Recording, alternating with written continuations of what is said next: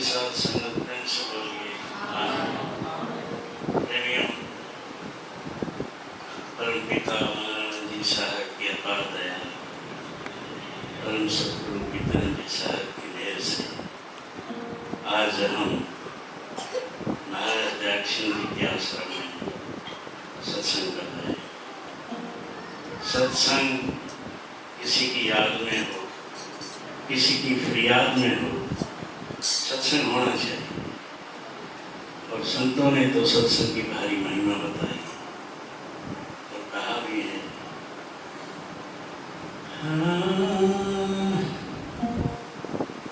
सत्संग के प्रताप से संग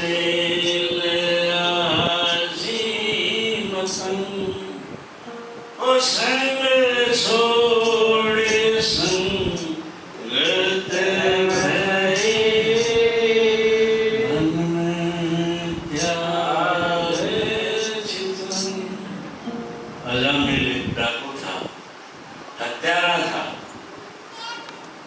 और दुष्ट प्रवृत्ति का इंसान था, लेकिन संजोग होते हैं संतों के। एक बार महापुरुषों का वहां से गुजरना हुआ तो उनको भी लूटने की कोशिश की। अब फकीरों के पास क्या होता है, लोगों ने बता दिया था कि ये बहुत अत्याचारी है, इनसे बच के रहना, लेकिन संतों को किस बात का डर होता है। कहा कि हम इससे मिल के जाए। उन्होंने कहा आप लोगों के पास क्या है? उन्होंने कहा भैया हमारे पास तो ये कुछ नहीं ऐसा, हम तो रोटी भी अपने सेवकों के यहाँ खाते हैं, तुम्हारे पास क्या है? उसने कहा मेरे पास तो हथियार है। क्या करते हो? मैं मार देता हूँ।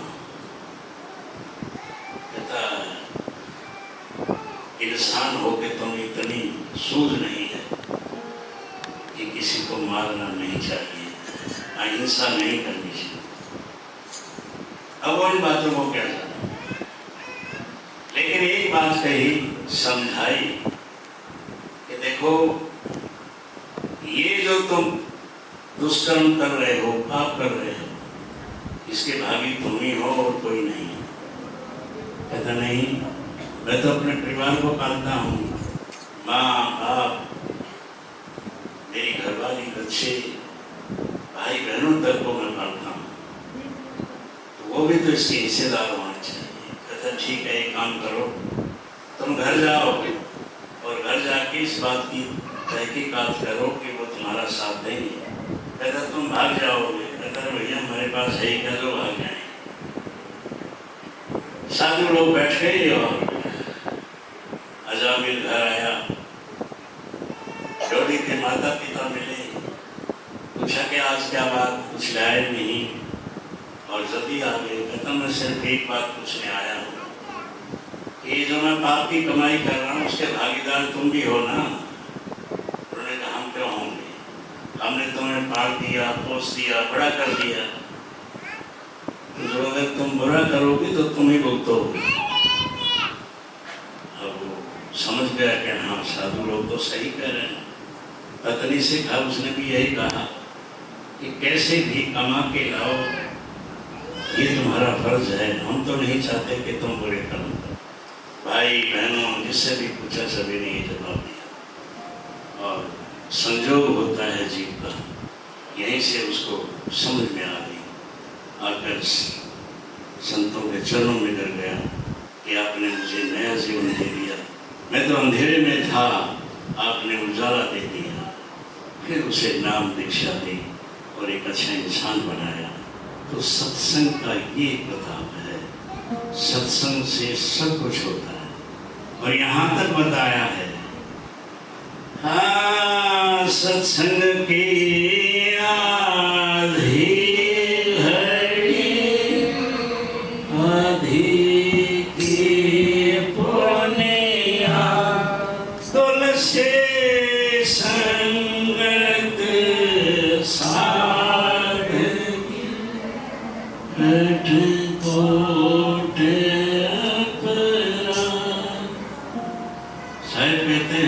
सत्संग की आधी घड़ी, देखो एक घड़ी कुछ मिनटों की होती है, और आधी तो उससे भी कम। आगे बताया कि आधी की भी पुनिहात के माने उसका भी चौथा हिस्सा।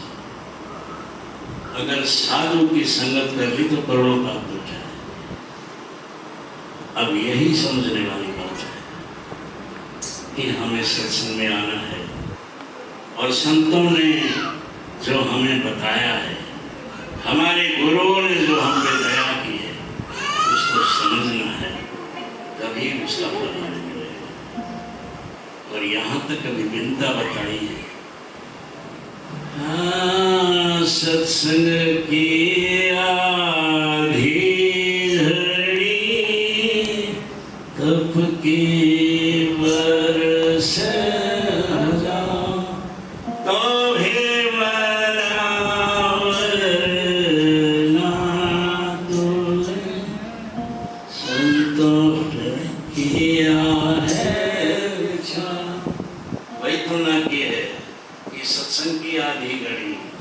और तप के वर्ष हजारों वर्ष का तप, और इतनी थोड़ी से समय की संगत संतों की है।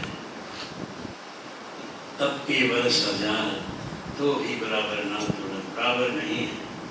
संतों ने किया अच्छा, और है भी। ऋषि विश्वामित्र हुए जो तपधारी थे, कहते 60,000 वर्ष तप किया था उसने, लेकिन पाया क्या? काम, क्रोध, लोभ, मोह, अहंकार, ये विकार हैं। अगर यही साथ हैं तो फिर क्या कमाया? इतना क्रोधी था कि अगर कोई सामने वाले ने उसकी बात नहीं मानी तो उसको श्राप देता था, और रिद्धि सीधी थी, वो फलीभूत हो जाता। एक बार वशिष्ठ मुनि से मुलाकात हुई। वशिष्ठ मुनि तो सत्संग करते थे, जपधारी थे, सब करते थे। उस दिन बैठे तो विश्वामित्र जी ने कहा कि बहुत अच्छा समय बीता है, एक काम करते हैं, आप मेरे घर आओ किसी दिन बैठ कर बात करें। वशिष्ठ मुनि ने कहा कि ठीक है, चले गए। विश्वामित्र जी ने 36 प्रकार के भोजन बनवाए, खूब सेवा की। वशिष्ठ मुनि बहुत खुश हुए। चलने लगे तो कहने लगे काम और कि बताओ। कहता मैंने 60,000 वर्ष तक किया है, इसमें से मैं आधा तप आपको संकल्प करता हूँ 30,000 वर्ष। कहता किस लिए? कहता आपके काम आएगा। कहता देखो मेरे पास तो कमाई खूब है। कहता नहीं, मैं अपने मन से दे रहा हूँ। जैसे हमारे घर में कोई मेहमान आए, उसकी कितनी सेवा होती है, जाते वक्त उसको कोई कपड़ा लता कुछ पैसा देते हैं, तो इसी एवज में ऋषि जी ने कहा। कहता ठीक आपकी मर्जी। तो संकल्प क्या होता था? पानी की चुरू ली और बोल दिया कि मैं 30,000 का वर्ष का ये संकल्प करता हूँ, हो गया। वशिष्ठ मुनि चले गए, कहा कि आप मेरे घर आओ। कहता ठीक आऊँगा। तय हुआ, वशिष्ठ मुनि चले गए, विश्वामित्र जी चले गए, खूब सेवा की, उनसे भी पढ़कर। जब चलने लगे तो वशिष्ठ मुनि ने कहा कि मैं आपको एक घड़ी का सत्संग संकल्प करता हूँ। और विश्वामित्र जी को गुस्सा आ गया कि सिर्फ एक घड़ी का, मैंने तो 30,000 वर्ष का तप किया था, आप तो मेरी बेइज्जती कर रहे हैं। तो क्रोधित हो गया। वशिष्ठ मुनि को पता था, हाथ जोड़ दिया। ऐसा देखो, मैं आपको सही कह रहा हूँ, ये जो एक घड़ी का जप है ये बहुत माने रखता। कहता नहीं, मैं नहीं मानता। कहता ऐसा करते हैं, ब्रह्मा जी सृष्टि के रचने वाले हैं, उसके पास इधर नारद जी को पता लग गया कि दोनों महापुरुषों ने ठन गई है, ब्रह्मा जी के पास जा रहे हैं। पहले पहुंचकर बताया, देखो दोनों आएंगे, फैसला ना कर देना, अगर विश्वामित्र के हक में नहीं होगा तो श्राप दे दो। ब्रह्मा जी जानते थे। कुछ देर में पहुंच गए। धर्मा जी ने जलपान कराया, बैठाया और कहा कि मेरे लायक क्या सेवा है बताओ। स्वामी जी ने बता दिया कि देखो बात ऐसे ऐसे, मेरे घर ये आए तो मैंने इनकी खूब सेवा की, 30,000 वर्ष का तब संकल्प कर दिया। मैं इनके घर गया तो कसर इन्होंने नहीं छोड़ी, खूब मेरी सेवा की। लेकिन एक घड़ी का सत्संग संकल्प करके और मेरा उपहास कर रहे हैं, एक बेइज्जती कर रहे हैं। अबिरमा जी जानते थे, लेकिन हाथ जोड़ दिए, देखो कि मैं तो सृष्टि का रचने वाला हूँ, इतना टाइम मेरे पास है नहीं, आप ये काम करो विष्णु जी के पास चले। अब वहाँ चले, नारद पहले पहुँच गया, बता दिया कि अगर फैसला उसके हक में कर दिया विश्वामित्र के तो विशिष्ट मुनि के तो ठीक नहीं रहेगी। वहाँ पहुँचे तो उन्होंने भी उनकी सेवा की और पूछा तो बात सामने आई। उन्होंने भी कहा कि नहीं, मैं कुछ नहीं कर पाऊंगा, आप भगवान शिव के पास चले जाओ, वो बहुत तप किया हुआ है उनका, वो फैसला कर। वहां गए तो वहां भी नारद ने इशारा कर दिया। उन्होंने कहा कि फैसला तो होना चाहिए। और इस तरह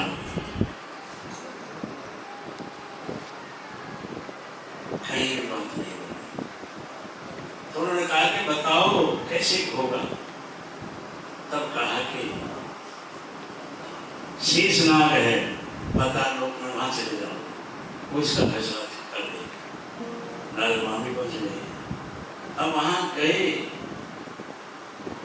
तो शेषनाग के सिर पे पृथ्वी का भार है। उन्होंने बिठाया, सारी बातें हुई, पूछा कि मेरे लायक सेवा बताओ, तो यही बात सामने आएगी। अब शेषनाग ने कहा कि ठीक है, एक काम करो, मेरे सिर पे पृथ्वी का भार है, तो आपने किसी ने भी उस बोझ को उठा लें, मेरा सर हल्का हो जाएगा, मैं बता।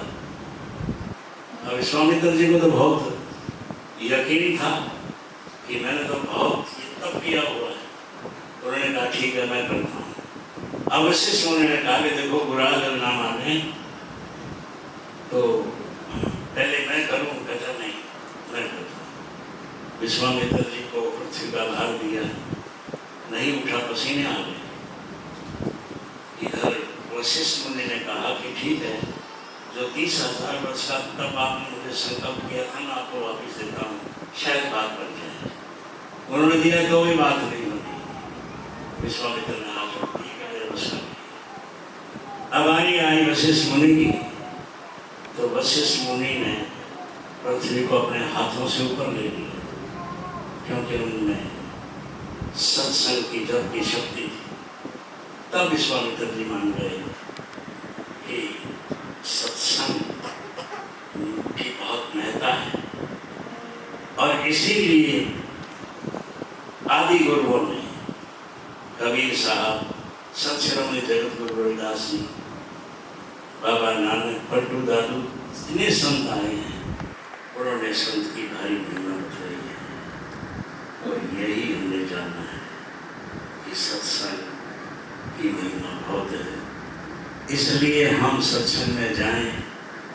लेकिन जरूरी ये है कि हम सत्संग को समझें।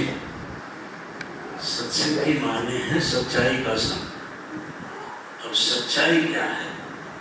अभी जो बैठे हम देख रहे हैं, हमें लगता है ये सच्चाई है। पूरी दुनिया है, संसार है, लेकिन इसका नाश होना है, इसमें कोई नहीं बचने वाला। अगर सच्चा है तो मालिक है। इसीलिए गुरबानी में आता है, तू सच्चा, तेरा नाम सच्चा। तो सच्चा है तो वो मालिक है और उसका नाम सच्चा है। और हमारा जो मालिक है वो हमारा सतगुरु है, क्योंकि संतों ने कहा भी है, हाँ गुरु गोविंद दोनों खड़े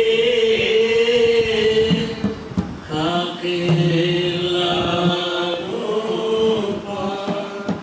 बलहारी